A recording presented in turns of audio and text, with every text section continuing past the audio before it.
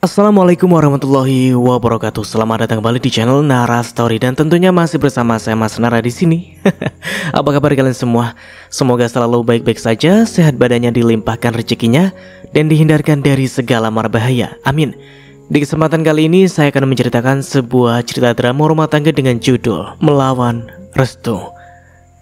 Melanjutkan dari part sebelumnya. Oke, seperti biasa sebelum ke ceritanya, bagi kalian yang belum subscribe channel Nara Story, silahkan bisa subscribe dulu lah. Dan aktifkan lonceng notifikasinya agar kalian tidak ketinggalan cerita menarik dari channel Nara Story. Dan jangan lupa juga untuk share and like, tentunya agar Mas Nara lebih semangat lagi untuk menghibur kalian. Oke, kalau sudah, terima kasih and so just try keep up with me.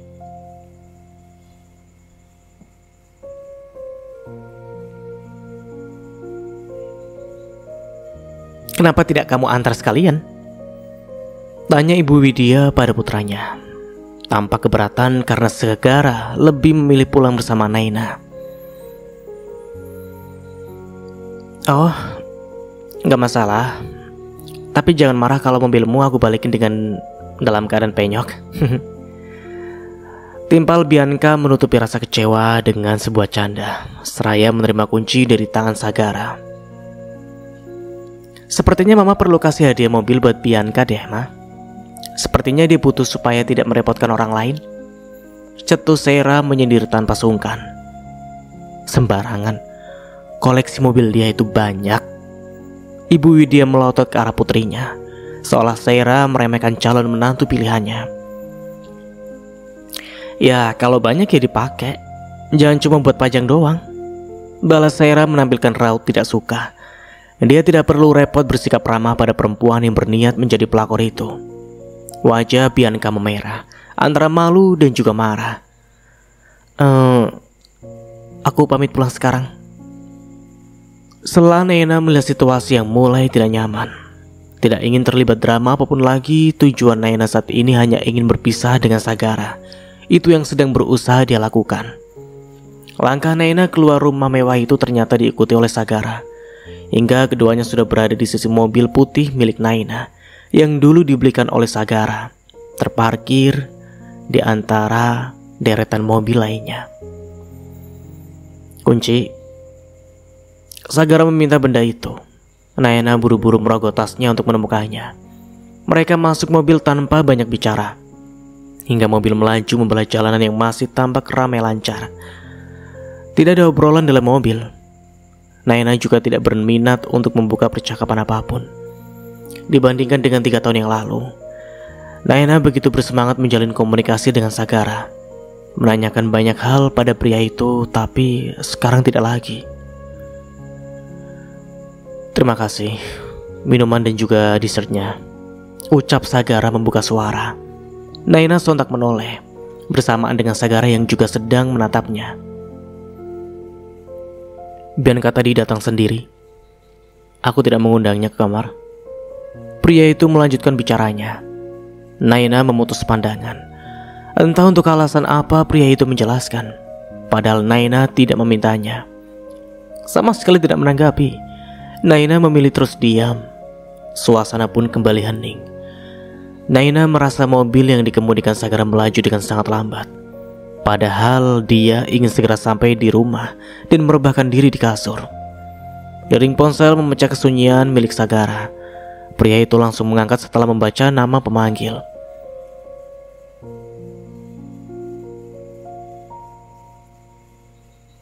Iya, Bi.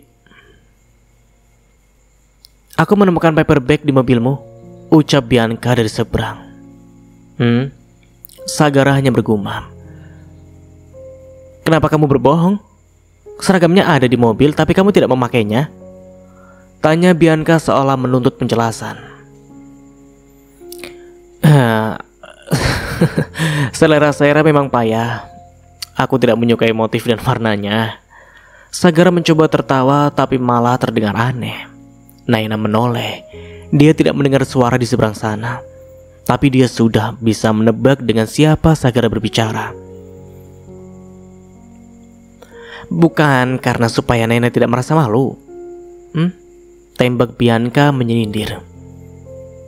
Kamu masih peduli padanya, Gara? Sagara terdiam. Dia memang peduli. Apa salahnya? Kamu tidak sungguh-sungguh dengan perkataanmu, Sagara, ungkit Bianca dengan nada kecewa. Kamu bicara apa?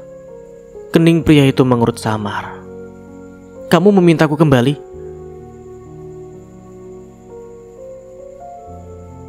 Aku bersungguh-sungguh, ucap Sagara meyakinkan. Jika kamu hanya bicara omong kosong, lebih baik aku kembali lagi dengan Rian, ancam Bianca. Rahang Sagara sontak mengetat mendengar kalimat Bianca. Apa wanita itu tidak melihat kesungguhannya? Jangan, Bi. Aku mencoba percaya sama kamu, Gara. Jika kamu tidak bisa meyakinkanku, lalu untuk apa semua ini? Setengah berteriak, Bianca menumpahkan kekecewaannya. Sambungan telepon pun diputus sepihak oleh Bianca.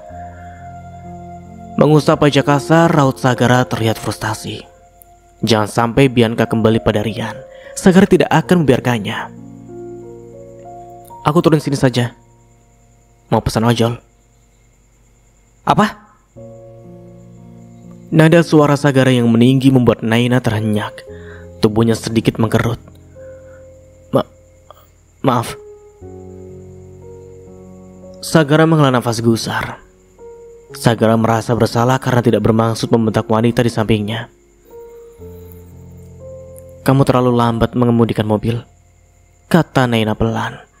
Beberapa kali dia membenahi posisi duduknya dengan gelisah. Dia butuh segera mengganti pembalut. Tapi Naina tidak mungkin mengatakan alasannya. Iya, aku akan lebih cepat lagi, ujar Sagara seraya menambah kecepatan laju mobil. Tadi aku tidak bermaksud membentakmu, Sagara kembali menjelaskan. Di saat pikirannya lagi kacau karena obrolannya dengan Bianca, dia hanya terkejut karena Naina justru meminta turun. Aku tahu, saut Naina. Setelah mobil memasuki halaman rumah, Naina buru-buru melepas seat belt lalu turun. Bahkan sebelum Sagara mematikan mesin mobil. Sesampainya di kamar, Naina membuka lemari untuk mengambil pembalut. Ia bergegas ke kamar mandi karena sudah merasa tidak nyaman. Wanita itu berdecak saat melihat kebayanya meninggalkan jejak merah. Itu berarti jok mobilnya terkena noda darah. Selesai membersihkan diri, Naina kembali keluar kamar. Dia tidak mungkin membawa mobil ke tempat steam. Itu sangat memalukan. Jadi dia akan membersihkan sendiri. Tubuh Naina terpaku saat melihat Sagara memegang ember dan kanibo. Lengan kemeja pria itu sudah tergulung hingga siku. Naina meringis melihat bagaimana Sagara mengelap jok yang tadi diduduki oleh Naina. Pria itu menoleh saat menyadari kehadirannya. Tatapan mereka terkunci untuk beberapa detik. Sudah aku bersihkan. Naina menjepit ponsel antara bahu dan telinga. Tangannya sibuk membuka tumpukan map yang terdapat lembaran dokumen yang diminta oleh atasannya. Gerakannya yang terburu-buru membuat tumpukan map itu terjatuh dari meja kerjanya dan berhamburan di lantai. Aku bantuin, Nay. Rashid bergegas keluar dari kubikelnya untuk membantu wanita itu. Terima kasih, ucap Naina mencoba tersenyum di tengah kepanikannya. Nay, dipanggil Pak Bos tuh. Laporan bulan kemarin belum lengkap katanya, seru Dara yang baru saja keluar dari ruangan manajer. Iya, bentar ini. Kamu buruan aja ke sana daripada kena marah. Ini biar aku yang beresin. Timpal Rashid meminta Naina segera ke ruangan atasan mereka. Maaf ngerepotin. Makasih ya, Rashid. Rashid menatap kepergian wanita dengan blus biru yang berlari-lari kecil, membuat pria itu mengelum senyum. Saat kembali membereskan tumpukan kertas di meja Naina, matanya menangkap sebuah dokumen yang sejenak mencuri perhatiannya. Surat gugatan cerai. Gumam Rashid membaca tulisan yang ada di kertas yang dipegangnya. Seolah mendapat celah atas rasa yang selama ini dia pendam. Rashid seolah telah menemukan jawabannya.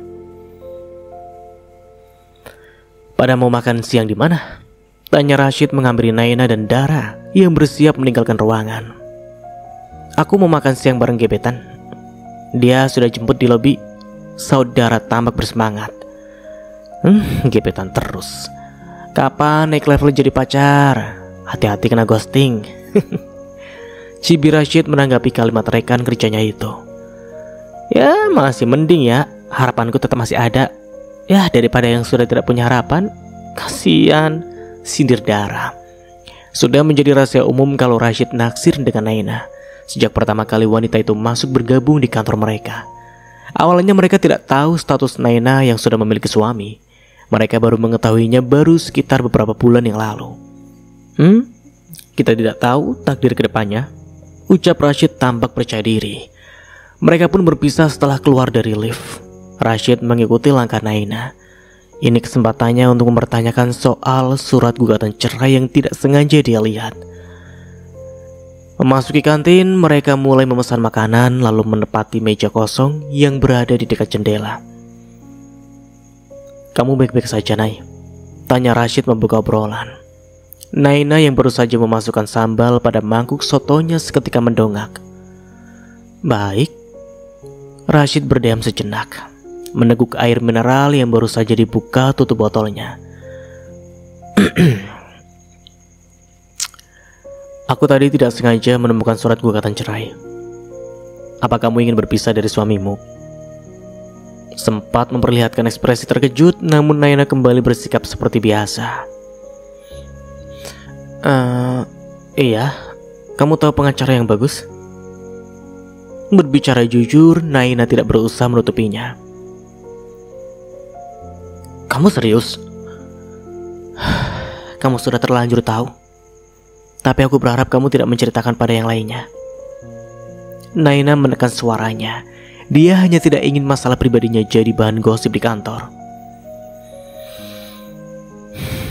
Aku punya teman pengacara. Dia bekerja di hukum firma terbaik di kota ini. Benarkah? Akhirnya Naina mendapatkan pengacara yang dia inginkan. Rashid mengangguk mantap. Melihat keseriusan di wajah Naina, pria itu tidak perlu ragu lagi kalau rumah tangga wanita itu memang tidak baik-baik saja. Selama ini Naina memang sengaja menutupi hubungan rumah tangganya. Melihat sosok suami Naina yang sempat beberapa kali Rashid lihat, sepertinya suami Naina memang bukan dari kalangan biasa saja. Rashid pernah mendengar kalau pria itu adalah seorang direktur di sebuah perusahaan. Tentu saja hal itu mengundang banyak tanya. Bagaimana Naina yang seorang istri direktur justru bekerja sebagai karyawan biasa di perusahaan lain? Menjadi bawahan yang selalu diperintah dan siap mendapatkan kemarahan dari atasannya.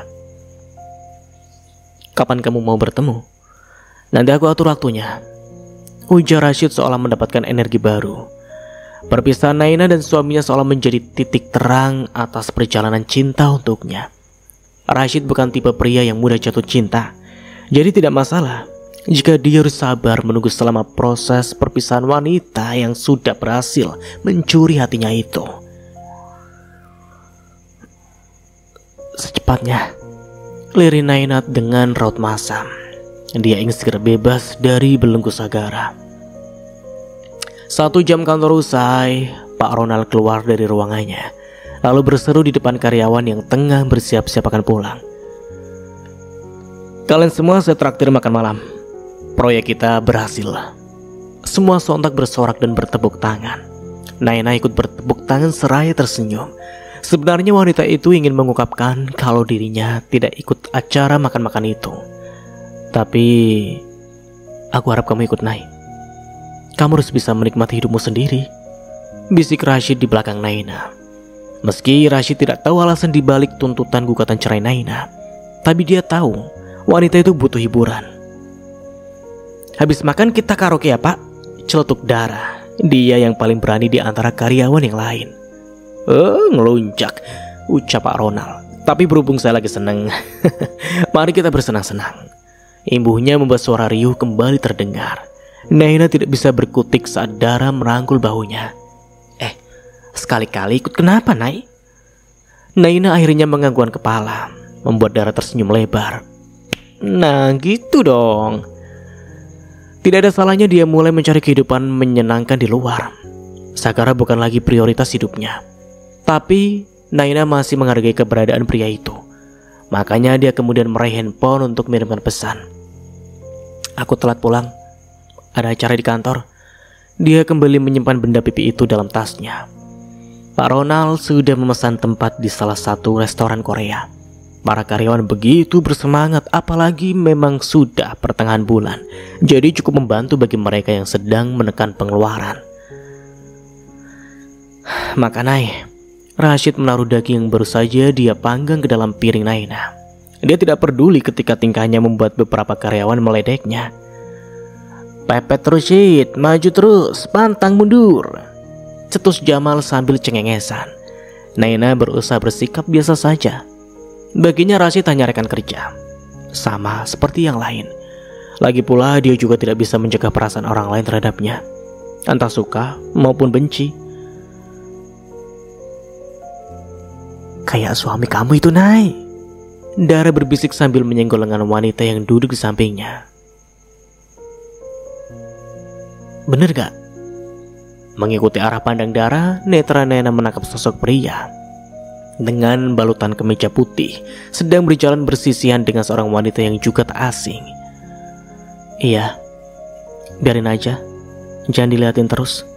Lirih Naina takut karyawan yang lain ikut melihat. Dia tidak ingin masalah pribadinya dikorek, apalagi jika mereka semua melihat pria yang berstatus sebagai suaminya sedang jalan dengan perempuan lain. Dara menatapnya dengan raut prihatin, kemudian mengusap punggung Naina sebagai bentuk simpati. "Aku punya tebak-tebakan nih. Siapa yang bisa jawab?" Dara berseru seolah mengalihkan perhatian rekan-rekan mereka. "Ada hadiahnya nggak?" "Ada dong. Aku traktir cendol nanti habis gajian." "Hah, ketimbang traktir cendol aja nunggu gajian." Suara riuh tawa mereka diselingi dengan celetukan dengan gurauan, membuat suasana semakin seru. Tapi Naina sama sekali tidak bisa menikmati keseruan mereka. Fokusnya terganggu dengan keberadaan dua orang di ujung sana. Dia berjengkit kaget saat tangannya yang berada di bawah meja digenggam seseorang. "Aku melihatnya, Nay. Aku tahu kesakitan yang sedang kamu rasakan," bisik Rashid. Naina buru-buru menarik tangannya. Dia mencoba tersenyum untuk memperlihatkan kalau dirinya baik-baik saja.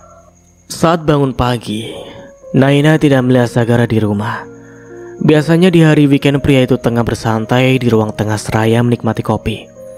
Apa mungkin dia sedang bersepeda? Naina mencoba memeriksa garasi. Sepeda pria itu masih tergantung, tapi Naina tidak menemukan mobil Sagara. Apa dia tidak pulang semalam? Ingatannya ditarik kembali dengan apa yang dilihatnya semalam. Sagara pergi bersama Bianca. Selama ini Sagara selalu pulang ke rumah kecuali ada urusan pekerjaan di luar kota. Menghembuskan nafas pendek, Naina mulai yakin dengan keputusannya itu. Dia tidak bisa percaya lagi dengan Sagara yang selalu kekeh mempertahankan rumah tangga. "Aku sudah menghubungi temanku yang pengacara. Dia bersedia bertemu siang nanti. Kamu bisa?" Pesan masuk dari Rashid. Tanpa pikir dua kali, Naina segera mengetik balasan. "Bisa? Mau bertemu di mana? Kirimkan saja alamatnya." Apakah memutuskan hubungan dengan Sagara benar-benar sesulit itu? Naina akan mencari jawabannya melalui pengacara yang direkomendasikan oleh Rashid. Dulu Naina pernah gagal karena pengacara yang dia tunjuk tiba-tiba mengundurkan diri. Mereka akan bertemu siang ini di sebuah kafe. Naina datang sedikit terlambat karena terjebak macet. Senyumannya terbit seraya menyalami pria yang diperkenalkan oleh Rashid. "Jeremy." Naina sebutnya. "Maaf, terlambat." Ibunya merasa tidak enak. "Santai, Nay. Kita juga belum lama sampai kok." Rashid yang menyahut. Jeremy menaikkan sebelah alis menatap Rashid. Dari gelagatnya, dia bisa membaca kalau temannya itu menaruh hati pada wanita yang baru saja memperkenalkan diri itu. Mereka duduk menghadap meja bundar. Naina memesan minuman untuk dirinya sendiri karena kedua pria itu sudah memesan. Jadi gimana?" Jeremy memulai obrolan. "Ada yang bisa saya bantu?" Naina terdiam sejenak lalu menghembuskan nafas pendek. "Saya ingin menggugat cerai suami saya. Apa Anda sering menangani kasus perceraian?" Tanya Naina setelah menimbang kata sesaat. "Ya, beberapa kali. Di antara kasus yang saya pegang, kebanyakan memang masalah perdata. Kalau bukan cerai, pasti masalah pembagian waris. Dari kasus perceraian yang Anda pegang, berapa kali Anda memenangkan perkara? Jeremy mengernyitkan dahi. Apa perempuan di depannya meremehkan kemampuannya? Maaf, saya tidak bermaksud untuk meragukan kemampuan Anda, tapi Jeremy terdengar mendengus sesaat. Rata-rata orang yang memakai jasa saya itu perempuan. Mereka yang menggugat. Biasanya setelah mendengar penjelasan mereka dan melihat kondisi lapangan, saya semakin jadi mau menangani kasus mereka. Naina mengatupkan bibir dengan rapat. Kedatangan minuman membuatnya bisa berpikir kembali, meredakan dahaga dengan menyedot isi dalam gelas berupa jus jeruk.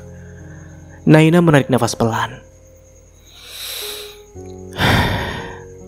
Mungkin langsung saja ke intinya. Saya menikah kurang lebih sekitar 3 tahun. Hubunganku dengan suami memang tidak sebagus sejak awal kami menikah. Saya terlalu percaya diri bisa menjalaninya. Namun semakin hari saya mulai berpikir untuk mempertimbangkan perpisahan. Apa yang terjadi? Dia melakukan kekerasan atau selingkuh? Tanya Jeremy memastikan. Dia sama sekali tidak pernah memukul saya, saut Naina cepat, kemudian terdiam kembali. Ibu mertua saya tidak setuju dengan pernikahan kami. Dia ingin menjodohkan suami saya dengan wanita lain. Jeremy tampak mengangguk-anggukkan kepala, sedangkan tatapan Rashid tidak lepas dari wanita yang kini tampak begitu berat menanggung beban. Saya sudah pernah mengajukan gugatan cerai melalui pengacara, namun gagal.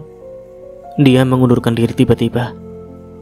Menyipitkan mata, Jeremy seakan penasaran. Apa yang membuat pengacara yang ditunjuk Naina tiba-tiba mundur? Nama suami saya Sagara Sanjaya. Kalau saya meminta Anda menangani kasus ini, apakah kita bakalan menang? Mata Jeremy mengerjap sesaat. Tunggu dulu. Apa yang Anda maksud Sagara Sanjaya, putra dari almarhum Sanjaya Widyatama? Naina mengangguk. 5 detik Jeremy terdiam. Lelaki itu tampaknya perlu menenangkan diri dengan menyesap kopinya.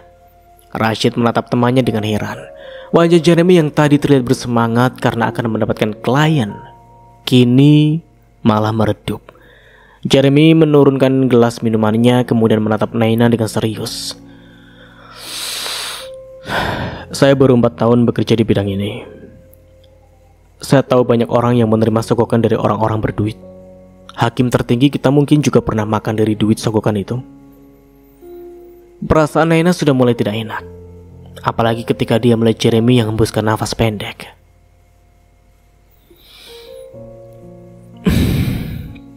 Maaf Naina, sepertinya kita bakal langsung kalah. Saat Naina hendak membuka mulut, Jeremy bergegas mengangkat tangannya. Kecuali lanjutnya, dia juga sama-sama mau bercerai.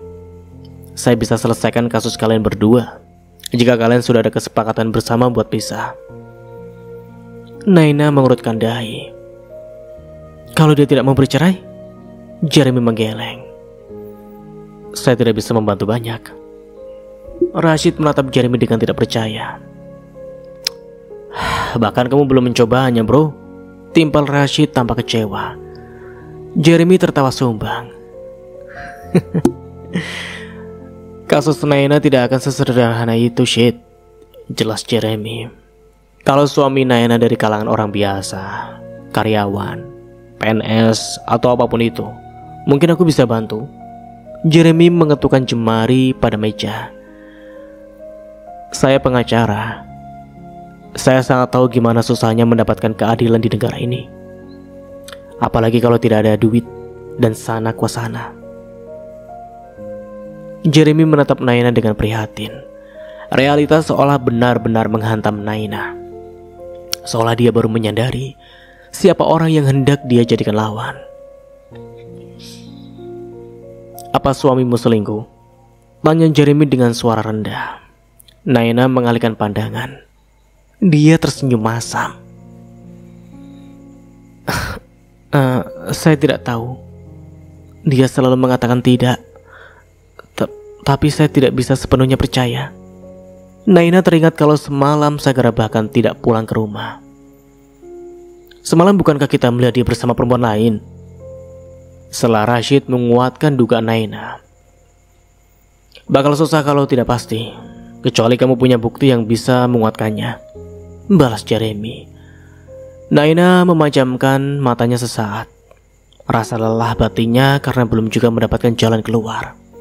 Saya yakin dia akan melakukan apa saja buat menyangkal dan menang di persidangan. Dia selalu menegaskan kalau tidak akan menceraikan saya. Suara Naina kini terdengar begitu putus asa. Wanita itu menghembuskan nafas lelah serta pasrah. Intinya bakal susah buat menggugat kalau tidak ada kesepakatan bercerai dan kalau suami tidak melakukan kesalahan fatal, jelas Jeremy mempertegas. Dari sisi seorang istri, kalau suaminya tidak mau menceraikan pengadilan bakal sangat mempersulit. Kecuali suami bikin kesalahan fatal yang sampai mengancam kondisi fisik dan psikis istrinya. Alasan yang berupa KDRT dan perselingkuhan. Apa perlu saya jelaskan tentang pasal ini? Naina sudah benar-benar lemas. Dia menggelengkan kepala. Wanita dengan balutan tunik Tosca itu mengusap lelah wajahnya, sehingga membuat Rashid menatapnya khawatir. Aku bisa cari bukti perselingkuhannya. Aku akan bantu, Nai. Ujar Rashid tidak ingin masalah ini berhenti begitu saja. Naina langsung mendongak mendengar tawaran Rashid. Tidak ada salahnya dicoba. Siapa tahu bisa mendapatkan buktinya. Timpal Jeremy seolah memberi support. Naina tersenyum masam. Apa dia perlu melibatkan orang lain? Saat ini tidak ada jalan untuknya. Dia benar-benar terperangkap. Sepenuhnya terperangkap dalam pernikahan kosong tak bernyawa. Tempat yang hanya bagaikan sangkar besar berbahan emas dan batu-batu permata.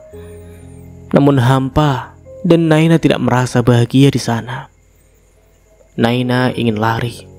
Mungkin dia harus menerima uluran tangan Rashid untuk keluar dari sana.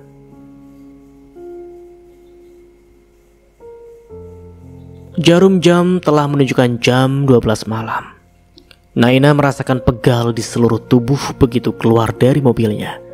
Dia membenarkan blazer panjang yang dia kenakan, lalu lanjut berjalan hingga ke depan pintu utama. Dia merogoh tas guna mengambil kunci duplikat. Keningnya pun mengerut samar ketika tidak menemukan benda tersebut. Apa dia lupa membawanya? Bel rumah Naina tekan sekali, diikuti oleh ketukan sebanyak 3 kali. Sebenarnya Naina tidak ingin mengganggu asisten rumah tangganya yang sedang beristirahat. Kembali menekan bel, dia tetap sabar menunggu. Pintu kemudian terbuka, tapi yang dilihatnya bukan Mbak Sari, melainkan Sagara. Akhirnya Naina melihatnya setelah 5 hari pria itu tidak pulang ke rumah. Sagara masih mengenakan setelan kerja, tapi pakaiannya sudah tidak rapi. Pandangan mereka bertemu sekilas. Naina tidak menatap suaminya lama-lama. Dia juga tidak mengucap sepatah kata pun. Sagara memandangi gerak-gerik Naina saat memasuki rumah, melewatinya begitu saja. Dari ekspresinya pria itu seperti sedang menahan marah. Ketika Naina hendak membuka pintu kamarnya, tiba-tiba terdengar gebrakan pintu yang suaranya cukup keras, membuat Naina berjengkit kaget. Setelah 3 tahun mereka menikah, ini untuk pertama kalinya Sagara bersikap kasar seperti itu. Naina membalikkan badan menatap pria yang sedang berjalan menghampirinya. Aku tahu rumah ini milik Mas, tapi tidak perlu banting-banting pintu. Sagara mengerutkan dahi. Ekspresinya terlihat kaku. Aku pikir kamu tidak mendengarnya. Keberadaanku di depan matamu saja kamu salah tidak melihat, sindir Sagara. Naina mengeratkan genggaman pada selempang tasnya. Kamu mau ngomong sesuatu? Tanya Naina menatap awas Sagara yang kini berdiri 2 langkah dari Naina. Dari mana kamu jam segini baru pulang? Sagara memperhatikan penampilan istrinya. Celana jeans yang dipadukan kaos dan blazer panjang. Naina mengalihkan pandangan. Ketemu teman. Mbak Sari bilang akhir-akhir ini kamu sering pergi dan pulang telat. Sagara menatap dengan sorot tidak suka. Aku mengizinkanmu bekerja, bukan berarti kamu bisa bebas berkeliaran di luar sana, bertemu dengan laki-laki semaumu. Lanjut Sagara menekankan. Naina menatap pria itu tidak percaya. Apa Sagara sedang menuduhnya? Laki-laki siapa yang kamu maksud? Dia hanya teman kantor. Aku tidak butuh penjelasan.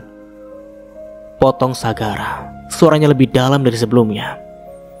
Dengan sering jalan dan bertemu di luar jam kantor bersama laki-laki, kamu yakin tidak sedang mencari penggantiku?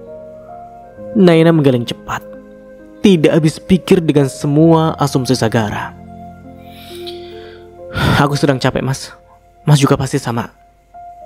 Kita ngobrol besok saja. Sagara meraih lengan Naina sebelum wanita itu akan beranjak kembali. Kamu kembali merancang perceraian lagi. Dari bekerja dan ngumpulin duit sendiri, sekarang kamu juga mencari kandidat lain buat dijadikan pasangan baru kamu. Naina mengatupkan mulut. Apa yang dikatakan Sagara tidak sepenuhnya benar. Kenapa omongan Mas jahat banget? Ujar Naina dengan suara rendah. Aku tidak pernah ada kepikiran selingkuh. Terus, untuk apa kamu menemui pengacara? Kamu ingin mengajukan perceraian lagi? Naina menghela nafas. Dari mana Sagara tahu? Tak perlu ditanyakan lagi. Pria itu dengan gampang bisa mendapatkan informasi apapun yang diinginkannya. Aku sudah berusaha membuatmu nyaman, Nai. Ucap Sagara menatap lekat istrinya. Pindah dari rumah mama mengizinkanmu bekerja, bahkan menuruti kemauanmu untuk pisah ranjang. Keinginan buat cerai gak ada hubungannya sama cari pengganti kamu. Tutur Naina berusaha menekan gejolak emosinya. Sagara menatap lamat-lamat wanita di hadapannya, lalu mengangguk-anggukan kepala pelan, seolah menunjukkan bahwa dia mengerti. Jadi bukan karena kamu ingin mencari penggantiku? Sagara mendekat, kemudian melingkarkan lengannya pada pinggang sang istri. Kamu masih istriku, Nai. Tidak perlu diingatkan, Naina belum lupa statusnya. Dia merasakan sesak yang semakin menjadi dalam rongga dada. Dia meraih lengan kekar yang merangkul pinggangnya. Menurut kamu? Tanya Naina balik.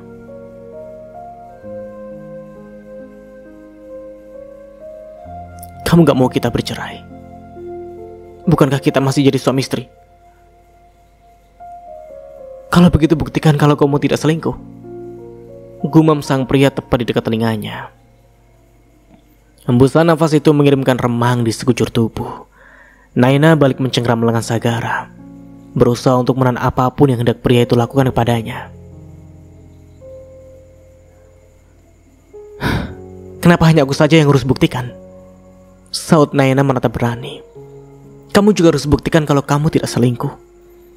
Sagara mengatupkan mulut, terlihat tidak suka dengan ucapan Naina.